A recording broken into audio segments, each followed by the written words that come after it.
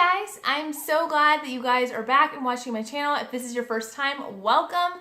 I post videos on making the most of the little moments in homeschooling, home management, parenting, and everything in between. So if those are topics that you might be interested in, be sure to subscribe down below and check the bell icon to get notifications when new videos come out. Today, we are going to be talking about how to set yourself up for success in your homeschool year. What can you do now during the summer as we're getting closer to the school year beginning? What can you do now to really set yourself up for success in the fall? And some of these tips, even if you don't homeschool, will be helpful to you as far as prepping for the next school year. And so I just want to share some of those with you guys. So let's get started.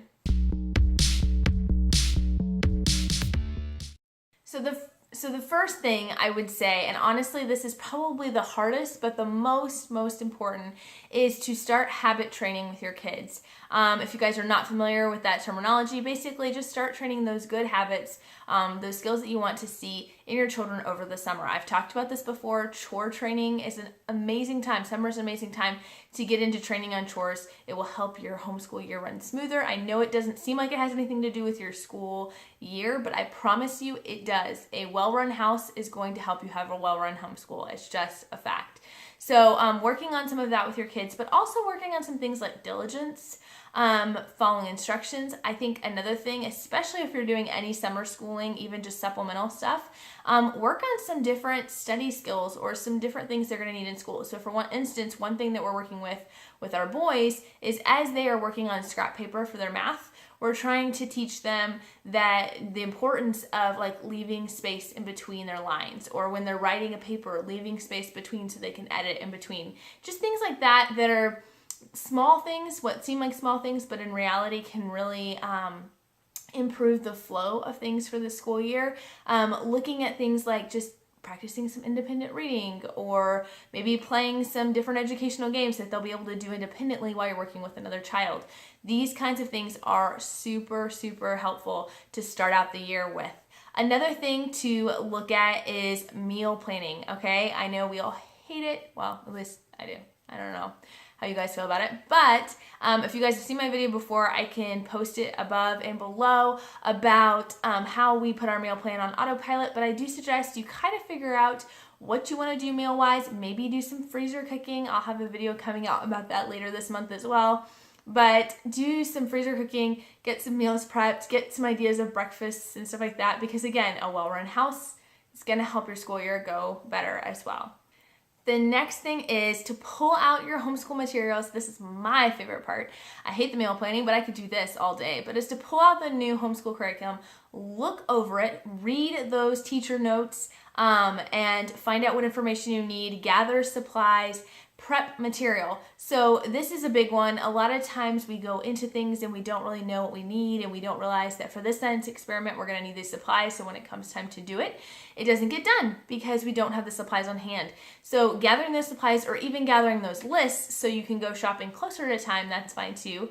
Cutting out game pieces or things like that, laminating flashcards and things you're going to need. Those kinds of things are not a necessity, but they will help your school year run smoother. That being said, I want to give a word of pause. If you are not the kind of person that loves to organize and to put all that together and to do all that prep work, and that just stresses you out to the max, and you start to want to second guess your curriculum choices because of that prep work, just don't. Just back away. It's all good. You can do it in the moment. And that's fine. But if you know that you're a person that tends to stress out in the moment, or will be have more of a tendency to just dismiss doing the activity because you don't have the materials together, I would recommend, if you can, taking the time to do that. Even if you don't have to do the whole school year. If that feels like too big of a chunk to bite off, then just do the first 6 weeks, the first quarter, or the first 2 weeks even, and just do it every couple of weeks and pull those materials together and check those things. But that can make your homeschool year run a lot smoother. Another thing is to go through and make sort of a rough schedule. Again, I would caution you that this is where you can get tripped up. You can spend a lot of time writing out the perfect schedule for yourself, and then about week 3, it will all fall apart, and you will fall apart if you're anything like I am, and you'll feel upset that you've already messed it up so early in the school year. and it can end up being a lot more discouraging than encouraging. So when it comes to making a schedule, making a rough draft, and this could be a schedule of like hourly, what are you going to work on? I don't like to attach times to it because I know that's going to be out the window day one even. But it could be just a rough thing of like, okay, we're going to do math first, then history, then whatever. It could be like that.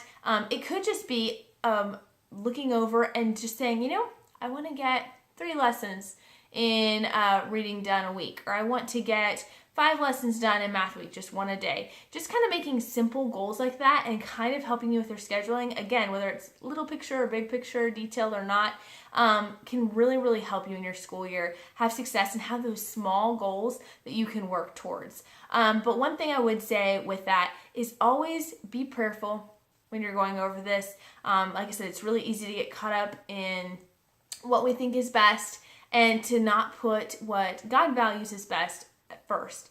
And so be prayerful in it. Make sure that you are seeking His will first and continue to do that all throughout the year. Don't just do that ahead of time. But the more you pray over your school year, the better I think it will be. Even if it doesn't turn out the way you wanted it, the better it will be for you and your children's sanctification. The second thing is with that is to make sure that you're being realistic. Like I said, I can tend to think, oh, you know, we could add on this subject and this subject and this subject, and we'll have a morning basket, you know, and yeah, it'll take 3 hours, but it'll be so cool because we're going over all this stuff. And guys, it's just not realistic. So really think about what are your must-haves? How do you want to approach this? What can you combine? Just be very, very realistic. For me, part of the realistic part of my scheduling was to look at it and go, every year I make a schedule and we get off track. So this year I am making a schedule where we do 5 weeks of typical book work, and then the 6th week we will still totally have school, but it's going to be more of a catch-up if we're behind on anything, and then a fun game schooling, day trips, field trips, things like that. So every 6 weeks, we're going to get a little bit of a break, even though we'll still be doing school, and it kind of gives us something to work towards. It's an encouragement to stay on track, but if we don't have to sweat it. It doesn't throw our whole year off. We have an entire week of buffer kind of built in there, and if we are on track and we're doing great, then we can go do those fun activities, and like I said, go take those field trips and go somewhere, or spend extra time playing games, watching YouTube videos on things, doing an extra science project or a history project, build something. These are the kinds of things that we can work on. But that was part of my being realistic, is to make sure that there was that buffer every 6 weeks all throughout the year to figure out what we needed to do. The other things, we said be prayerful, be realistic, but the last thing is to be flexible. Just know that things are going to change. So you don't want to put hours and days and months into planning everything down to a T, because they probably are going to get off track.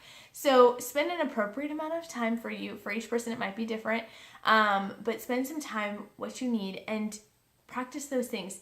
Be open to those things changing and to adapting as you go. Like I said, we've had to change curriculum before mid-year because it wasn't working for us. So we had to be flexible and pitch that and start something new. I will say, when it comes to being realistic and flexible, if you feel like you have more things on your list that you want to hit this year than are actually feasible, one thing I've always found super helpful is to find a fun extra subject that maybe is not absolutely necessary. Take it, and instead of adding it in at the beginning of the year, add it in around January when you come back from Christmas break, because it's really, really hard. At least I found January and February, you get into this slug of, oh, I just want to be on break, I just want to be done, and you kind of have the winter blues. So that's a great time to throw in something new. So in the past years, we've thrown in things like manners courses, throwing in a building kit that my sons did with my husband, throwing in a geography study or something like that. So don't be afraid. Don't get so stuck in a box that you think you have to have it all starting at the same time at the beginning of the year and da-da-da-da. So just think about that. Pray through those things. I promise you, praying will be the best thing you can do for your schooling to set your year up for success. The last thing I would say is to gather the basic supplies you're going to need. I'm going to be doing a video coming up next this week. I'm going to be doing a video on what are some of the basic school supplies, like some must-need school supplies, in my opinion at least.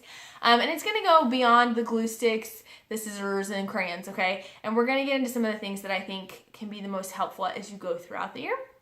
So we'll be talking about that next time, so be sure to subscribe if you haven't done so yet so you don't miss out on that. But try to gather those supplies together ahead of time. Again, will help things go smoother. I hope this video has been helpful to you guys. If it has, I would love if you guys would share, if you guys would subscribe, and if you guys have other ideas on how you can make the school year go smoother ahead of time, drop them in the comments. I love reading you guys' comments and talking to you guys about what you think. You guys, I've learned some great things from you guys and your comments, so keep them coming, and I look forward to talking to you guys next time. Bye.